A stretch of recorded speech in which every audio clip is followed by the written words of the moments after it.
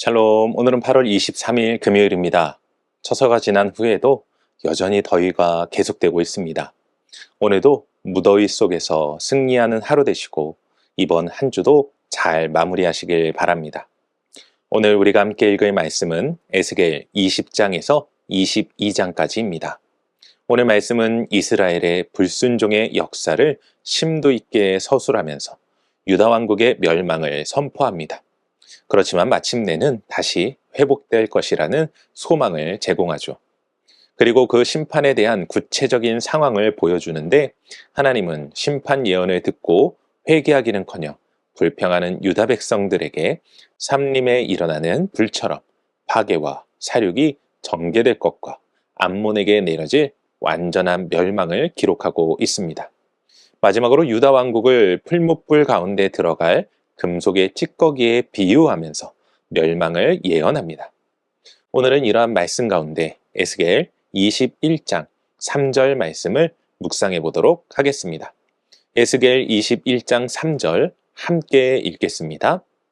이스라엘 땅에게 이르기를 여호와의 말씀에 내가 너를 대적하여 내 칼을 칼집에서 빼어 의인과 악인을 내게서 끊을지라. 아멘. 우리는 하나님에 대하여 공의로우신 하나님이라고 이야기합니다. 공의롭다라는 말은 공평하고 의롭다는 것을 말합니다. 그런데 공의로우신 하나님께서 오늘 본문을 통하여 말씀하고 계신 것은 무엇입니까? 의인과 악인을 내게서 끊을 것이라 말씀하십니다. 아니, 어떻게 의인과 악인이 같이 멸망을 당할 수 있습니까? 하나님의 공의는 어디로 간 것입니까? 솔직히 이 문제는 개인적으로도 그리고 신학적으로도 결코 쉬운 문제는 아니라는 생각이 듭니다. 그럼에도 불구하고 제가 오늘 말씀을 묵상하며 깨닫게 되는 것은 우리가 하나님에 대해 모두 이해할 수는 없지만 하나님의 공의는 결코 깨어지지 않는다는 것입니다. 그래서 누군가는 오늘 말씀을 이야기할 때 연대 책임에 대해서 이야기하기도 합니다. 맞는 말일 수 있습니다. 하지만 저는 이 말씀이 단순한 연대 책임보다는 조금 더 숨은 뜻과 의미가 있는 말씀이라는 생각을 하게 됩니다. 그것은 바로 악인과 의인이 당하는 고난이 외형적으로는 같은 것 같지만 내면적으로는 분명히 다를 것이라는 것입니다. 이게 무슨 말입니까? 악인들의 심판은 외형적일 뿐만 아니라 그 끝은 멸망이며 패망입니다. 하지만 의인의 고난은 외형적으로 악인과 같은 것 같지만 욥과 같이 그리고 로마서 8장 28절의 말씀과 같이 그 끝은 선이라는 것입니다. 사랑하는 성도 여러분, 물론 이러한 말씀 속에서도 우리는 여전히 하나님의 뜻을 100% 이해할 수는 없을 것입니다. 그럼에도 분명한 것은 우리는 오늘 말씀과 성경의 말씀을 통하여 먼저 의인의 길을 걸어가야 한다는 것입니다.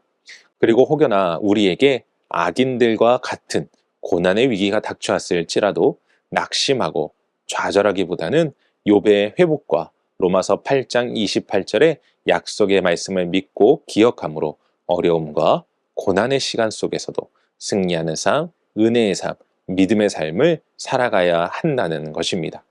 우리 모두 의인의 길을 함께 걸어가되 혹여나 닥쳐온 어려움 속에서도 믿음 잃지 않고 끝까지 의인의 자리를 지켜 모든 것을 합력하여 선을 이루시는 그리고 욥과 같이 갑절로 회복하시는 하나님의 은혜 가운데 나아가시는 모두가 되시길 주님의 이름으로 간절히 축원합니다.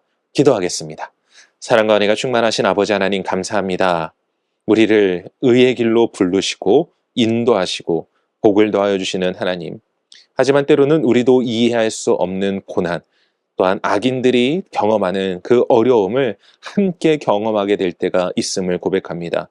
아버지 하나님, 그러한 어려움 속에서도 환난 속에서도 우리가 믿음 잃지 않게 하시고 끝까지 의인의 삶을 지키고 행함으로 종국에는 선을 이루시며 욥과 같이 갑절의 은혜로 회복하시는 하나님을 의지하고 진정한 믿음과 은혜와 사랑 가운데 승리하는 삶을 살아갈 수 있도록 오늘도 축복하시고 함께하여 주시옵소서. 어려움 가운데에서도 오직 주님을 의지하고 바라보며 나아가는 우리 사랑하는 성도들 의인의 길을 걸어가는 우리 축복된 성도들 가운데 함께 하시며 도우시는 하나님을 찬양하오며 이 모든 말씀 우리 주 예수 그리스도의 이름으로 기도합니다.